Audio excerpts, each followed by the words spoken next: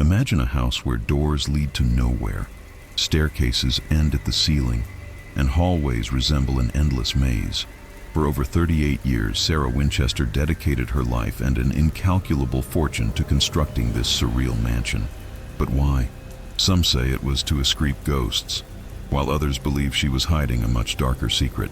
Today we will explore the enigmatic corridors of the Winchester Mystery House and uncover the mysteries that have made this mansion one of the most haunted and intriguing in the United States. Are you ready to step inside? The night was heavy in San Jose, California. The sky was covered with thick clouds, and the wind carried a biting chill, unusual for that time of year.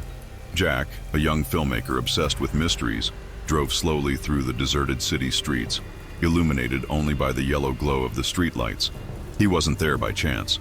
The Winchester Mystery House had drawn him like a magnet, fueling his curiosity and his desire to document something truly terrifying. The Winchester House was more than a tourist attraction. To many, it was an anomaly. The mansion, with its labyrinthine architecture, concealed stories of tragedy, secrets, and an aura of something no one could quite explain. Sarah Winchester, the heiress who built the house, was considered eccentric, or perhaps completely insane. Rumor had it she followed the instructions of spirits to construct the place, fearing that if she stopped, the dead would find her. Jack had read every known account. People described whispers in empty rooms, footsteps in the hallways at night, and even sightings of a woman in black wandering the staircases. However, what intrigued him most was a peculiar pattern in the stories. Everyone who spent the night in the mansion reported the same recurring dream: a broken clock, frozen at exactly 2:33 a.m., before waking up in a panic. Determined to uncover the truth, Jack secured permission to spend a full 48 hours inside the mansion. He arrived at the imposing entrance of the house, where the wind seemed to howl in greeting. The mansion's silhouette was menacing, with its spiked towers and windows reflecting the light of his car's headlights like watchful eyes. It was almost as if the house were alive. As he crossed the rusty gates, he felt a weight on his chest, as if something invisible was watching him. He dismissed the feeling as anxiety and prepared to start filming. Jack stepped through the front door, which creaked as though it hadn't been opened in centuries. The air inside was frigid, carrying the scent of old wood and something metallic, like rusted blood. At first, everything seemed calm. Jack began exploring the hallways, recording every detail: staircases that led to nowhere, doors that opened to walls, and corridors so narrow he could barely squeeze through. But as the night wore on, he noticed something unsettling. Every time he passed a mirror, he felt that something behind him was off. The reflection lagged just a fraction of a second, as if the house were deliberately mimicking his movements. The clock in the main hall read 1:55 a.m. when Jack decided to set up his camera in the most infamous room of the house, the Room of 1,000 Doors. This was said to be where Sarah Winchester spent most of her time. The doors were arranged randomly, and no one could say for certain why. As he adjusted his tripod, he heard a faint sound from behind one of the doors, something between a whisper and heavy breathing. "Is anyone there?" he called out, his voice echoing in the empty space. Silence. Suddenly the clock's hands, which had remained still, began to move, but erratically. He filmed as the clock skipped back and forth between 2:00 and 2:33, repeating the cycle over and over until it abruptly stopped. A loud bang made Jack jump. One of the doors in the room had slammed shut on its own. He rushed to it, trying to open it, but it was locked. The cold intensified, and the feeling of being watched became unbearable. Jack returned to the camera to review the footage. That's when he saw something that froze his blood. As he adjusted the tripod for a split second, the reflection of a woman in a black dress appeared in the mirror behind him. But she wasn't there when he turned around. His heart racing, Jack glanced at the clock again. It read exactly 2:33 a.m. He tried to stay calm, repeating to himself that there had to be a logical explanation. Maybe it was just exhaustion or a trick of the light. But as he took a deep breath, the atmosphere seemed to shift. The air grew heavier, almost as if the house were closing in around him. Every sound, no matter how small, felt amplified. The creak of the wood, the whisper of the wind through the cracks in the windows, even the pounding of his own heart. Determined to press on, Jack grabbed his camera and decided to explore another part of the house, following a long, narrow hallway that seemed to vanish into darkness. The flashlight in his hand trembled slightly, and its beam of light seemed to be swallowed by the shadows. As he walked, he noticed something deeply unsettling. The hallway was longer than it should have been.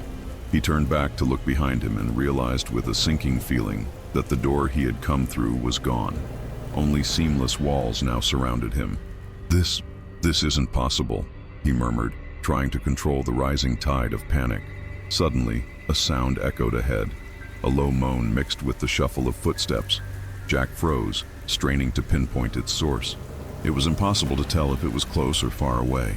He took a few hesitant steps forward, the camera still recording, when he noticed something odd on the floor. Scratch marks.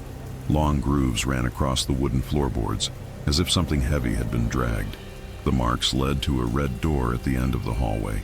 The door was out of place, unlike any of the others. It was solid and imposing, with intricate carvings forming spirals and symbols that seemed to twist under the flickering beam of his flashlight. Against all his better judgment, Jack felt irresistibly drawn to it.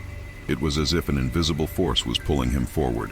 When he turned the doorknob, the metallic sound echoed like a scream in the darkness. The door creaked open, revealing a small room dimly lit by a single candle flickering on a table at the center. On the table lay an old journal, its leather cover worn with age.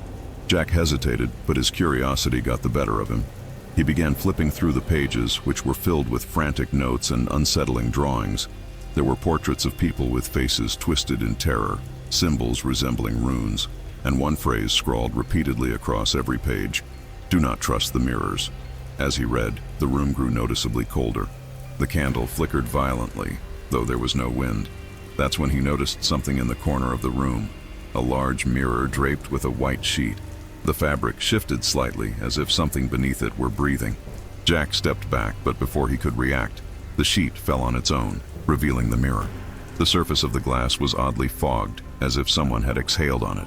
As Jack approached, he saw something horrifying. A series of handprints began to appear on the other side of the mirror, as if someone were trying to break through. He stumbled backward, but the movements within the mirror grew more frantic, the hands pressing and clawing at the glass. A crescendo of scratching noises filled the room, sending chills down his spine. The camera captured everything. Jack stood frozen, torn between fleeing and continuing to record. That's when a low, raspy voice emerged from the mirror. "You shouldn't be here," it whispered, just as the glass began to crack, a thin fissure spreading across the surface like a spider web. The floor beneath Jack's feet trembled, and he bolted out of the room, leaving the journal behind. But something had changed in the house. The hallways were different now, twisted, more labyrinthine than before. He was lost. Every door was locked, and every path he took seemed to loop him back to where he started. The only constant was the sound of footsteps behind him, heavy, deliberate, and growing closer with every step. In the midst of his panic, Jack realized he was back in the main hall. The clock, once again, read 2:33 a.m. A shiver ran down his spine as he noticed something unsettling. All the doors in the room, previously open, were now closed, all except one. Reluctantly, Jack began walking toward the open door, but he froze when a low, sinister laugh echoed through the room.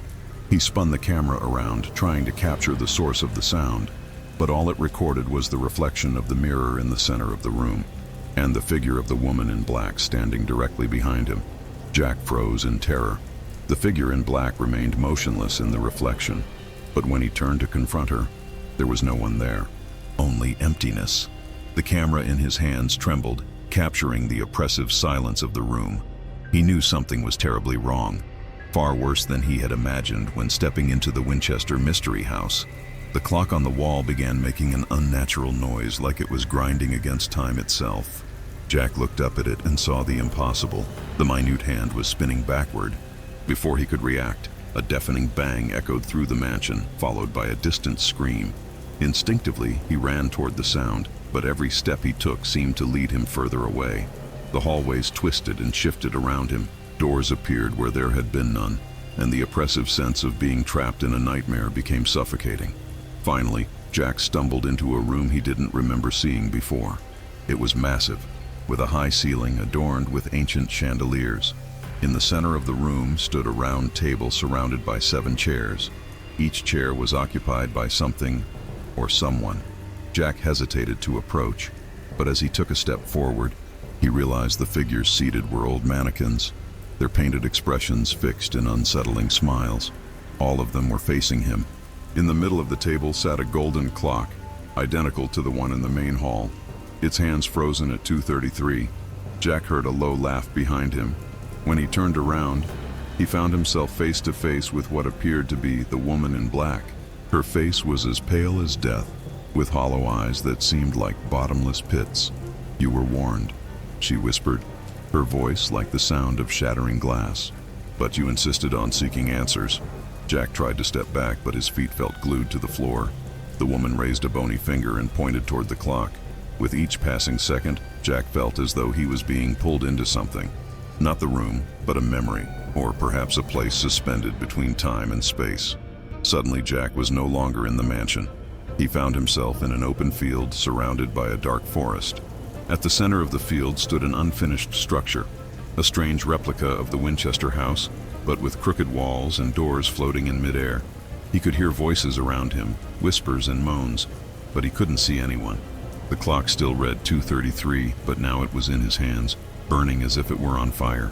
The woman appeared again, but this time she wasn't alone. Behind her, shadowy figures began to emerge from the forest, their eyes glowing red. They moved slowly toward him, their forms twisted and spectral. Jack realized he was surrounded. The woman in black extended her hand, and before he could react, she touched the clock in his hands. The last thing he heard before everything went dark was the sound of the clock's glass shattering. Jack woke up in a hospital 3 days later. His friends, worried about his absence, had alerted the police, who found him unconscious at the entrance of the mansion. He tried to explain what had happened, but no one believed him. His recordings were almost entirely corrupted, except for one. He watched the video with bated breath, hoping to find something that would validate his story. In the recording, Jack was adjusting the camera in the room of 1,000 doors. For a brief moment, the reflection of the woman in black was visible in the mirror, staring directly at him. But then, she slowly turned toward the camera, as if she knew she was being watched. The video ended abruptly with a high-pitched screech and the screen cutting to black. Jack never returned to the Winchester mystery house, but he could never escape the clock. Every night at 2:33, he woke up with the unsettling feeling of being watched. Sometimes he thought he saw the woman in black in the mirror's reflection, but she was never there, or at least not in the world he could see. And the Winchester mystery house remained, waiting for its next victim. The small town of Amityville, New York, appeared peaceful at first glance. Its tree-lined streets and well-kept houses exuded a sense of normalcy. But for those who knew the town's dark history, there was one place that shattered this calm: the iconic house at 112 Ocean Avenue.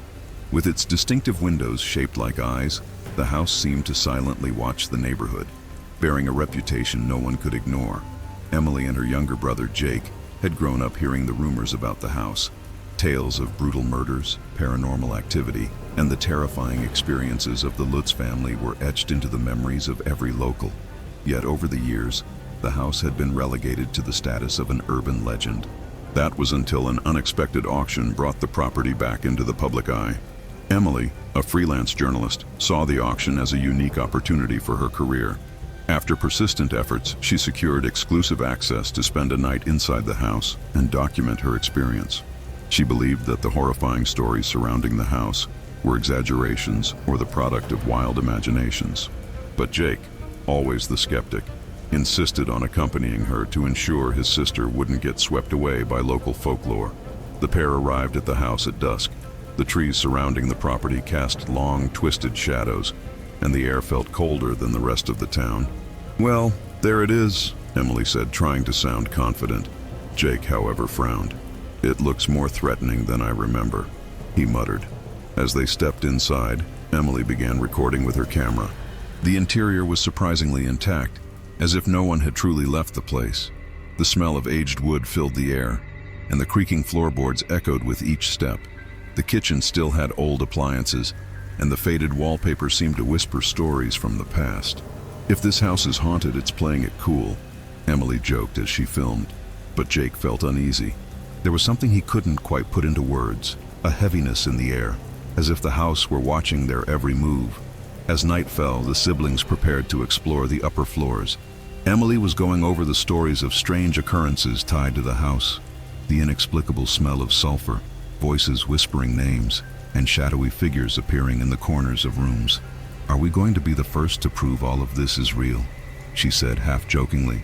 As they climbed the stairs, Jake's unease only grew. On the second floor, they found the abandoned bedrooms. Emily began narrating for the camera, but her words were cut short by a low noise coming from the attic, like dragging footsteps. "Did you hear that?" Jake asked, his eyes wide. Emily hesitated but nodded. They decided to investigate, lighting their way with a flashlight. The attic was small and stifling, filled with furniture draped in dusty sheets. But what caught their attention was an old chest in the corner. "Wanna bet it's just a bunch of junk?" Emily said, trying to lighten the mood. When they opened the chest, they found an assortment of strange objects. An old Bible with pages torn out, a cracked mirror, and a collection of photographs. Emily picked up one of the photos and went pale. It was an old picture of the house, but what unsettled her was the blurry figure visible in the second-floor window, precisely where they were standing now. Suddenly, the attic door slammed shut, trapping them inside. Emily rushed to try and open it, but the doorknob felt scalding to the touch. Jake, holding the flashlight, saw something that made his blood run cold. In the cracked mirror, a figure stood behind them, a tall man with glowing eyes and an expression radiating pure hatred. "Emily," Jake whispered, frozen in place. When she turned around, the mirror was empty, but the feeling that they were no longer alone was undeniable. The hallway clock suddenly chimed, marking 3:15 a.m. Jake looked at Emily with desperation. "The clock's wrong. It can't be that time," he said. But Emily knew exactly what it meant. That was the time when the murders had occurred. Trapped in the attic, they were surrounded by a silence so heavy it felt alive. Jake's flashlight flickered, casting shadows that seemed to move on their own. The clock had struck 3:15, the same time recorded in the reports of the massacre decades ago. Jake's panic was evident, but Emily clung to the belief that there had to be a rational explanation. "It's just a problem with the door. We'll get out," she said, trying to mask her own unease. But Jake shook his head. "No, Emily, something's wrong. You saw what I saw in the mirror. We're not alone." As they worked to open the door, a low, persistent sound began to fill the attic. It was like a whisper, but the words were unintelligible. Emily pointed the camera toward the noise, recording every detail. "If someone's here, speak to us," she called out, trying to sound brave. The only response was a low, raspy laugh that sent both of them stumbling backward. Suddenly, Jake's flashlight went out, plunging the attic into total darkness. "Emily, where are you?" he shouted, his voice trembling with fear. Before she could answer, the camera captured something chilling. A tall, indistinct figure slowly walking at the far end of the attic. Emily froze, her eyes fixed on the screen. "Jake, we're not alone." The cold in the room deepened, as if the house itself was exhaling. Emily finally managed to wrench the attic door open, and the two of them bolted down the stairs. But what they found on the floor below was worse than anything they could have imagined. The once empty, dusty living room now appeared lived in. Furniture draped in sheets was arranged as though someone had just left the room. A fireplace, previously cold and unused, was now blazing, filling the air with the acrid scent of smoke. But the most unsettling thing of all was the voices. They came from all around, overlapping, like a conversation in a language neither Emily nor Jake could understand. The disjointed whispers seemed to grow louder, surrounding them, as if the house itself was alive and speaking directly to them. Jake grabbed Emily by the arm, and the two sprinted to the kitchen, desperately searching for an escape. But the front door was now blocked by a heavy cabinet that hadn't been there before. "This house is trapping us," Jake shouted. Emily tried to use the phone, but it was dead. Yet somehow a faint dial tone echoed in the background, as if someone was on the other end. The kitchen clock also read 3:15, but now its hands were spinning wildly. Emily noticed something strange on the walls. Dark stains began to form, trailing downward like tears. As she approached, the acrid smell hit her. "Jake, it's blood," she whispered, her voice trembling. The lights began to flicker, and with each blackout, something moved closer. At first, it was just a shadow in the corner of the room. Then the figure of a man appeared, standing motionless, his piercing eyes locked on them. When the lights flickered back on for the final time, he was gone, but the clock had stopped abruptly. A deep, chilling voice filled the room. "You shouldn't be here." The words seemed to emanate from the walls themselves. Emily clutched the camera so tightly that her fingers ached, recording everything as though it was her only shield against the horror. They ran to the back door, hoping for a way out. But when they opened it, they were met with something impossible. There was no garden, no street, no neighborhood. Instead, an endless corridor stretched before them, shrouded in dense fog. Emily slammed the door shut, her heart racing. This isn't real," she screamed. Jake grabbed her arm, pointing to something on the floor.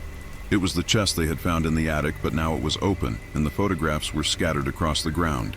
Each photo showed the same shadowy figure, its glowing red eyes fixed on the house. One of the photos froze them in their tracks. It showed Emily and Jake in the attic, captured from an impossible angle. The sound of footsteps grew louder, echoing through the house. It was as if the entire structure was alive, shifting and closing in around them. With no other choice, they ran to the basement, hoping to find somewhere to hide. But the moment they descended the stairs, they realized they had made a grave mistake. The basement was freezing, and the only light came from candles arranged in a circle at the center of the space. In the middle of the circle stood an old chair facing them.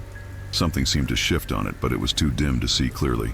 "Emily, I really don't like this," Jake whispered, his voice shaking. Before they could turn back, the basement door slammed shut behind them with a deafening bang, trapping them once again. Emily's camera caught everything, including the chair, which now began to turn slowly, revealing that it wasn't empty. The shadowy figure sat in the chair, its sinister grin growing wider with each passing second. The deep voice echoed once more, "You should never have come." The suffocating silence of the basement was broken only by the uneven breaths of Emily and Jake. The shadowy figure, seated in the chair at the center of the candle circle, seemed to watch them without having eyes. Its smile was unnatural, carved into its face like a grotesque mask. Jake stepped back, pulling Emily with him. This can't be real," he whispered, his voice trembling with despair. Despite her terror, Emily kept the camera rolling. "We need to document this. We need to make it out alive." But the figure began to rise slowly, its every movement accompanied by the deep groan of the wooden floor. As it advanced, the candlelight dimmed, and the shadows on the walls twisted unnaturally, forming disturbing images. Figures weeping, disfigured faces, and an encroaching darkness that seemed to devour everything in its path. The voice returned, louder now, resonating not just in the basement, but throughout the house. It was as though the entire structure was alive and speaking. They didn't believe. And now, "Neither will you leave." The oppressive weight of those words sank into their chests as the darkness began to close in. Emily felt the floor vibrate beneath her feet. The walls began to pulsate as if they were alive, and a rhythmic thumping, like the beating of a massive heart, filled the air. Jake clung to her arm tightly, but she noticed something unsettling in his eyes. He was starting to stare blankly into the void, as though entranced. "Jake, don't look at her!" she shouted, but it was too late. The figure extended a hand toward Jake, and he collapsed to his knees, clutching his head. "She's inside my mind," he whispered, his eyes wide with terror. Emily tried to drag him away, but he was paralyzed, trapped in something she couldn't see. In a desperate panic, Emily aimed the camera at the figure. "What do you want from us?" she screamed, but the figure didn't respond. Instead, the candles in the basement extinguished all at once, plunging them into complete darkness. For a moment, there was only silence. Then, the sound of rapid footsteps filled the space, as though dozens of unseen figures were running around them. Emily switched on the camera's flashlight, but what it illuminated made her blood run cold. The basement now seemed impossibly large, with endless corridors branching out in every direction. In each one, shadows moved, twisting and shifting toward them. Grabbing Jake, who was beginning to recover, Emily pulled him to his feet, and they ran toward the staircase. But when they reached the top, the door was different. A massive, imposing structure of metal, smeared with bloody handprints. Jake, still trembling, pushed against the door with all his strength. At last, it gave way, and they stumbled into the main hall of the house. They thought they had escaped the worst, but the oppressive presence lingered, and the house was far from done with them. The living room was completely transformed. Furniture floated eerily in the air. Picture frames on the walls spun frenetically. and the shadowy figure now stood in the center of the room, watching them. But this time, it wasn't alone. Around it, dozens of translucent figures emerged from the darkness. Men, women, and children, all with distorted faces, as though frozen in eternal screams. They surrounded Emily and Jake, cutting off any hope of escape. "You have invaded our home," the figure said, its voice echoing from every corner. "Now, you are part of it." Jake collapsed again, clutching his chest as if an unseen force was crushing him. Emily screamed, trying to pull him up, but she felt invisible hands gripping her as well. The camera slipped from her grasp, still recording as the room's lights intensified into a blinding flash. When the chaos finally subsided, the house fell silent once more. Only Emily's camera remained, lying on the floor and emitting a faint, blinking light. Days later, the authorities recovered the device. The footage it held was deeply disturbing. Shadows swarming the siblings, the clock endlessly frozen at 3:15, and, in the final moments, the smiling face of the shadowy figure staring directly into the lens. Emily and Jake were never found. The house, once again, stood empty, but not for long. After all, the story of Amityville always draws new victims. And the house, it always waits. The small town of Villisca, Iowa, seemed untouched by time. Narrow streets lined with tall trees cast long shadows at dusk. But for those familiar with its history, Villisca bore a dark burden, a past stained by a crime so brutal it still echoed to this day. At the heart of this legend stood the Villisca Axe Murder House. In 1912, 8 people, including 6 children, were brutally murdered within its walls.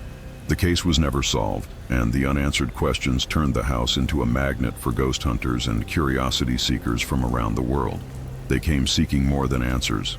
They came looking for a confrontation with the unexplainable. Liz and Mark were siblings who shared a fascination with true crime stories. They had decided to document the Villisca Axe Murder House as part of an independent project for their YouTube horror channel. "We're staying here all night," Liz said as she adjusted the camera. "It's just an old house, nothing to be afraid of." Mark, ever the skeptic, chuckled. "Right, because nothing bad ever happened in a place literally called the Axe Murder House, huh?" They arrived at the house at sunset. The structure was simple, almost unremarkable, but it carried an invisible weight. The windows looked like hollow eyes, and the door creaked as though alive when they opened it. Inside, the house was exactly as they had imagined, dark, cold, and filled with an eerie sense of abandonment. Time seemed to have frozen there. The beds were made, the kitchen table still bore faint ring marks from glasses, and the scent of aged wood hung heavily in the air. As Liz adjusted the camera in the living room, Mark wandered into the kitchen. He ran his fingers over a bread knife left on the counter, feeling a chill creep up his spine. "It's weird," he said, breaking the silence. "It's like the people here just vanished." Liz chuckled, trying to lighten the mood. "Well, technically, they were ripped out of this world," she replied. But as she spoke, the camera in her hands flickered, and the battery indicator dropped from full to empty in a matter of seconds. "Great. These things always quit when you need them most," she muttered in frustration. Determined to capture as much footage as they could, the siblings decided to explore the upstairs bedrooms where the murders had taken place. The stairs creaked beneath their feet, and the air grew heavier with each step. The master bedroom was small and unassuming, with a wrought iron bed and an old mirror that seemed to reflect more than just the room. Liz shivered as she passed it, catching the faintest movement in her peripheral vision, something that shouldn't have been there. In the children's bedroom, the atmosphere shifted dramatically. The toys left behind, antique porcelain dolls and a wooden rocking horse, seemed to watch them. Mark pointed to the floor. "Look at this," he said, kneeling down to examine a mark. He ran his fingers over a faint but oddly shaped crack in the wooden floorboards. "It looks like an axe," he said, his voice faltering for the first time. Liz began recording as they continued to explore. "They say the lights flicker on their own, doors slam, and you can hear children laughing," she narrated into the camera. "But all of that can be explained by our minds playing tricks on us." Yet, as she spoke, a faint, distant sound echoed through the house, like muffled laughter.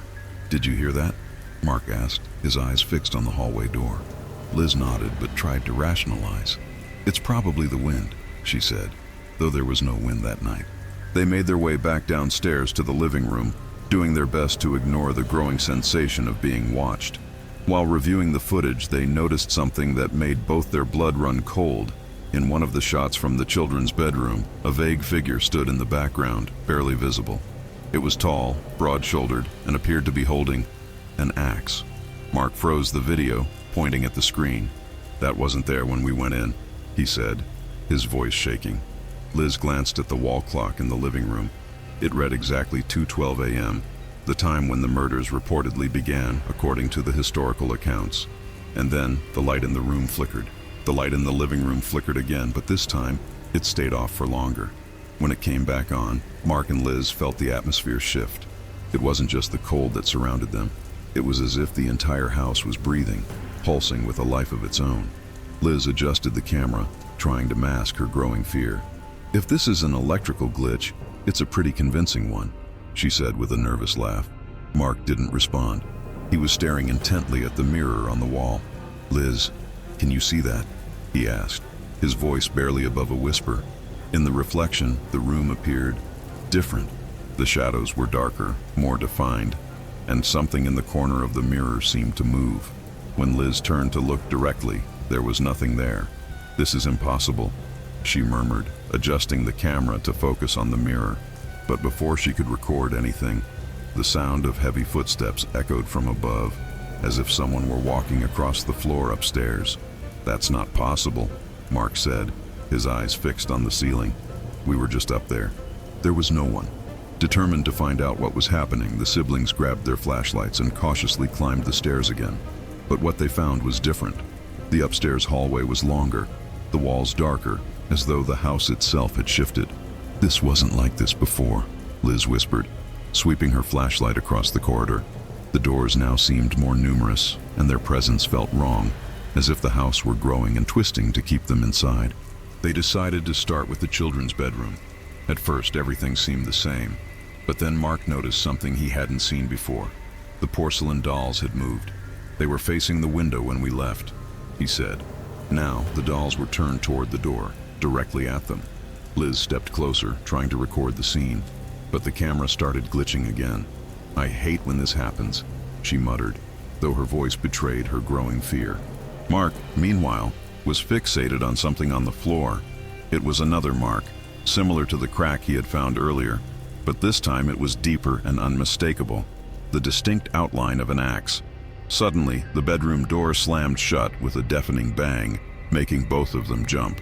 "Who's there?" Mark shouted, his voice echoing in the room. But there was no answer, only the oppressive silence that seemed to press against their ears. Liz rushed to the door, trying to open it, but it wouldn't budge. It was as if something on the other side was holding it closed. "Mark, it's stuck," she said, her voice rising in panic. The room felt smaller, the air heavier, and the shadows in the corners seemed to thicken as if watching them. The air grew colder, and the light from their flashlights began to dim.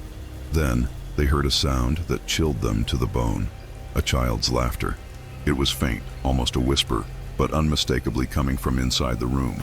Liz pointed the camera to try to capture the sound, but what she saw through the lens made her step back in horror. A shadow was forming in the corner of the room. It was tall, broad-shouldered, and holding something shiny that reflected the faint light, a gleaming axe. "Mark, we need to get out of here," Liz shouted, grabbing her brother's arm. The shadow began moving toward them, slowly at first, and the laughter morphed into a chorus of children's voices. They all spoke at once, their words overlapping, incomprehensible, but undeniably eerie. With one final effort, Mark managed to force the door open, and they bolted into the hallway. But the hallway had changed. It now stretched endlessly, and every door they opened led back to the same place, the children's bedroom. "This is a nightmare," Liz gasped, her breaths ragged. "The house is playing with us." They hurried down the stairs, desperate to escape, but when they reached the bottom, their hearts sank in terror. They were back on the upper floor. The same hallway, the same bedroom, the same chilling sound of footsteps following them. "It's like we can't leave," Mark said, his voice trembling as he scanned the endless corridor. "The house won't let us go." Then they heard something coming from the basement, a low, steady sound like wood being scratched. Liz hesitated, but Mark grabbed her arm.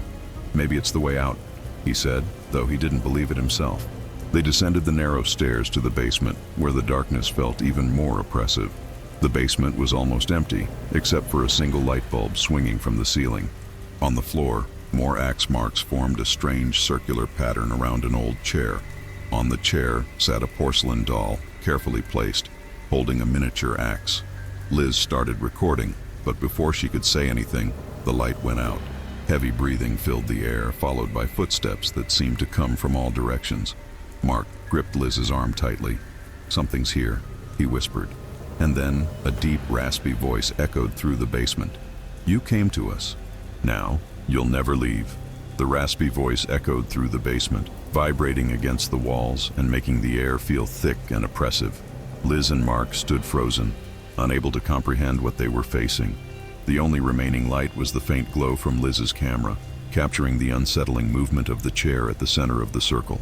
The porcelain doll, once still, now seemed to be staring directly at them. "We need to get out of here," Mark whispered, trying to keep his voice steady. But when they turned to ascend the stairs, they realized something had changed. The way back was now blocked by wooden planks that hadn't been there before. It was as if the house was alive, reshaping itself to trap them. Liz adjusted the camera, pointing it toward the circle on the floor. That's when she noticed something horrifying. The axe marks weren't random. They formed words, scattered in a chaotic pattern but clearly readable. "Let the blood fall." Suddenly the sound of footsteps returned, but this time it wasn't just one person. It was as though an entire group was moving around them.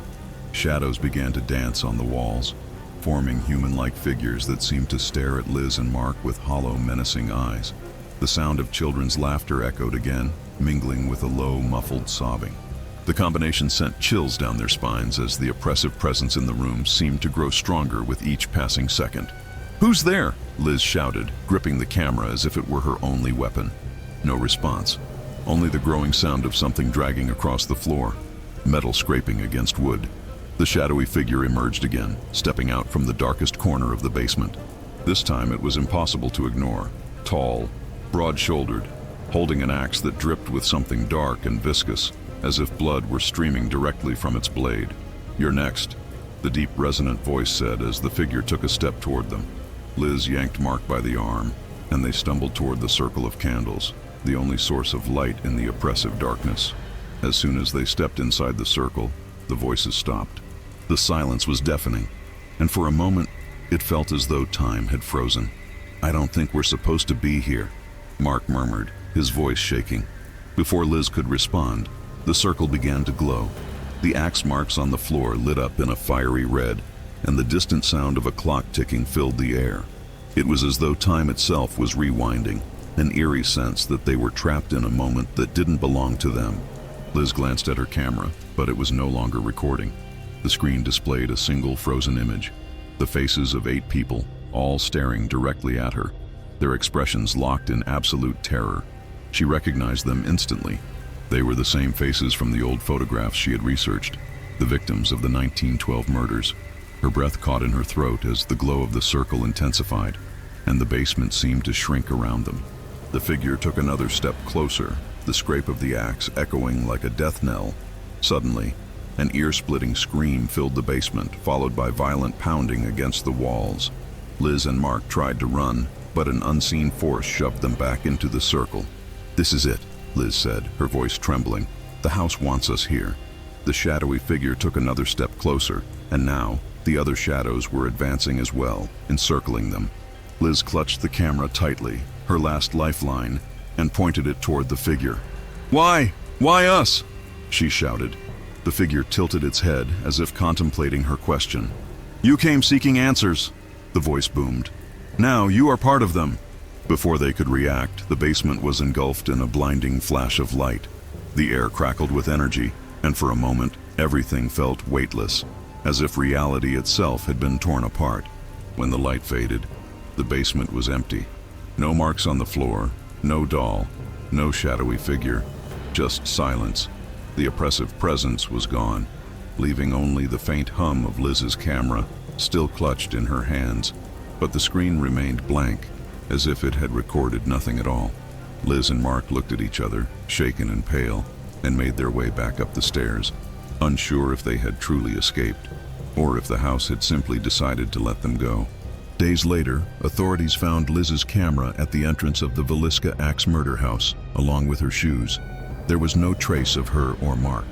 The footage recovered from the camera showed nothing but static, except for one final scene: the glowing circle in the basement, the words, "Let the blood fall," still burning bright, and the shadowy figure standing at its center, watching. The house remained as it always had, waiting for its next visitor.